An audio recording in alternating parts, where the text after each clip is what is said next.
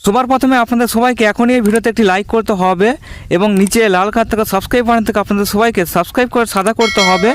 এবং পাশের বেল আইকনে ক্লিক দিয়ে আপনাদের সবাইকে অবশ্যই অল সিলেক্ট করে দিতে হবে।